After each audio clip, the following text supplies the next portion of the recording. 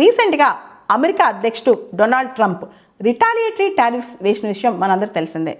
మన మాజీ RBI governor Raghuram Rajan గారు ఏమన్నారు తెలుసా? డొనాల్డ్ ట్రంప్ తన గొయ్యి తనే తీసుకున్నాడు, సెల్ఫ్ గోల్ వేసుకున్నాడని చెప్తున్నారు. అంటే అమెరికాకే ముందుగా నష్టం జరుగుద్దంట.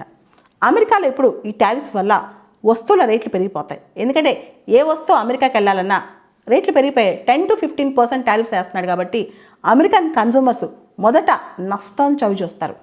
గూడ్స్ అమెరికాలో దొరికేవి బాగా రేట్లు పెరిగిపోతాయి. దాంతో అక్కడ ఇన్ఫ్లేషన్ పెరుగుద్ది. రేట్లు పెరిగిపోతే ఆటోమేటిక్గా ఎక్కువ మంది కొనలేరు కాబట్టి డిమాండ్ కూడా పడిపోద్ది.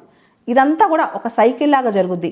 డొనాల్డ్ ట్రంప్ షార్ట్ రన్లో తన నష్టం తనే చేసుకున్నాడని చెప్పి రఘురామ్ రాజన్ గారు చెప్పారు. ఇక్కడ ఇండియా ఎక్స్పోర్ట్స్ ఉన్నాయి అనుకోండి, ఇండియా పైన కూడా టారిఫ్స్ వేశాడు. మన దగ్గర నుంచి అక్కడికి వెళ్ళేవి ఎక్స్పోర్ట్స్ తగ్గిపోతాయి. తగ్గిపోయినప్పుడు ఆ నష్టం ఇండియాకి మాత్రమేనా? ఒకవేళ కనుక ఇండియన్ గూడ్స్ కన్నా ఇతర దేశాల గూడ్స్ చీప్గా దొరికితే ఇండియాకి మాత్రం నష్టం జరుగుద్ది. కానీ రిటాలియేటరీ టారిఫ్స్ ఇండియాకి ఒక్క దేశానికి కాదు, చాలా దేశాలకు వేశాడు కాబట్టి ఇండియాకి ఒక్కదానికి నష్టం ఉండదు, చాలా దేశాలకి నష్టం జరుగుద్ది.